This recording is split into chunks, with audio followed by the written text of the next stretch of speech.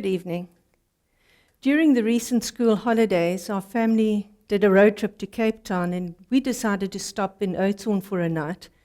Of course, we visited the ostrich farm and the Kango caves, and it was really special being back with our now adult children and our grandchildren. And after this visit, it got me thinking about this amazing bird and God's purpose for this bird in life. So this evening, I'd like to read a chapter or a passage from chapter 39 in Job. But before I do, I'd just like to explain that earlier on in the book, Job had undergone months of misery, and he couldn't understand why. And in his times of pain and weakness, Job complained that God was mistreating him. He even questioned the wisdom of God in his management of the universe.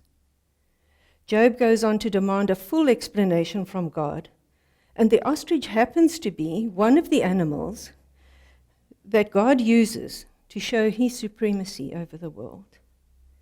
And God doesn't respond by telling Job all these things, but he poses many questions to him. So let us read Job 39, verses 13 to 18, and I'm going to read from the Message. The ostrich flaps her wings futilely, all those beautiful feathers, but useless. She lays her eggs on the hard ground, leaves them there in the dirt, exposed to the weather, not caring that they might get stepped on and cracked or trampled by some wild animal. She's negligent with her young, as if they weren't even hers. She cares nothing about anything. She wasn't created very smart, that's for sure. Wasn't given her share of good sense. But when she runs, oh, how she runs, laughing, leaving horse and rider in the dust.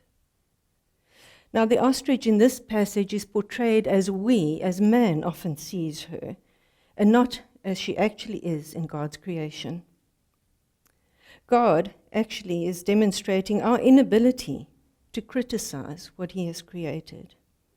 So I'd like to reflect and comment on a few of the verses in this passage.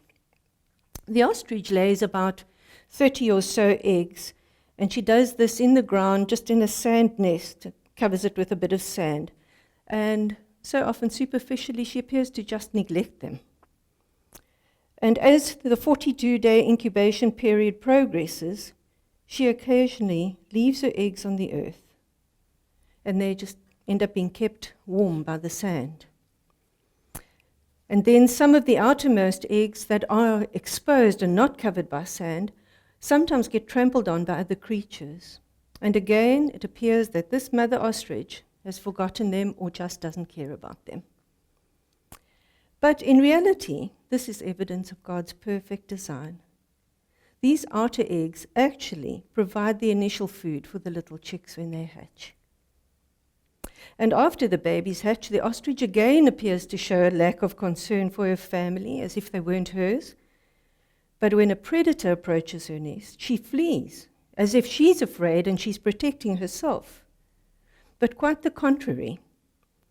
She's acting the role of a decoy, drawing the danger in her attention, in her direction, and away from her little chicks.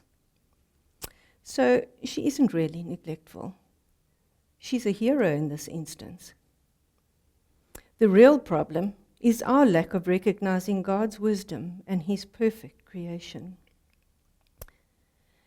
In Genesis chapter 31, and on the 6th day, God looked over everything he had made and he'd created, and he said it was good.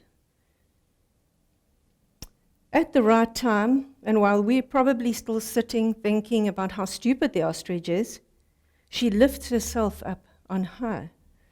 And it is said that when ostriches stand up and elevate themselves, they can reach up to about 3 meters, which is higher than a horse. She raises her wings outwards for balance because they weren't designed for flight. She then challenges the proud horse and his rider to a race, and she leaves them both in the dust.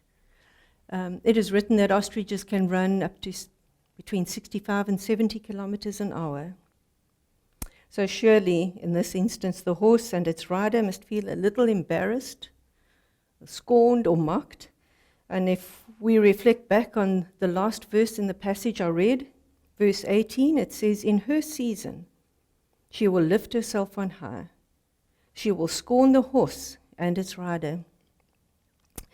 The guide that we had at the ostrich farm told us just how small an ostrich's brain is. It's actually smaller than one of its eyeballs.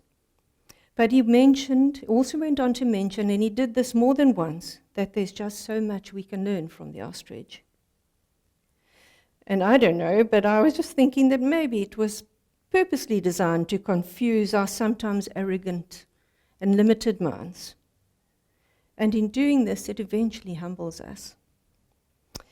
If we had to read on in Job, in chapter 42, verses 1 to 6, we would read how Job too eventually was humbled and he repented. All birds can fly except the ostrich, but in its season it runs, and it runs well. It flaps its wings, and it runs with pride and joy. And so I pray that we too will be content, happy, and proud with who we are, knowing we were created perfectly. And that in our season, we too will run just as God intended. Shall we close in prayer? God, it is impossible to try and attempt to fathom your greatness and your deep love for us. Thank you that you care so deeply. Forgive us when we have the audacity to doubt or question your decision and your perfection in creation. Thank you too that you have a purpose for each and every one of us. Help us to be obedient when it's our time to run. Amen.